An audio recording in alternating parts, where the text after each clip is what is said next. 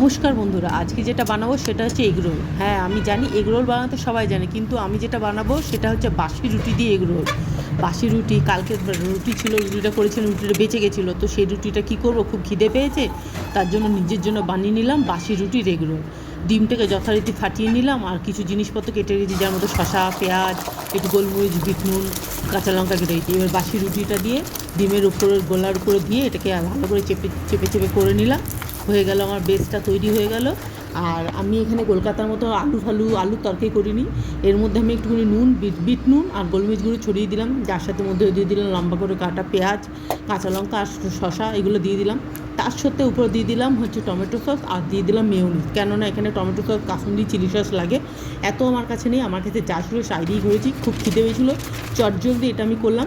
আর সত্যি কথা বলতে খেতে খুব ভালো হয়েছে, কেউ বলতেই পারবেন যে এটা বাসি রুটি। আপনারা করে দেখতে পারেন, ট্রাই।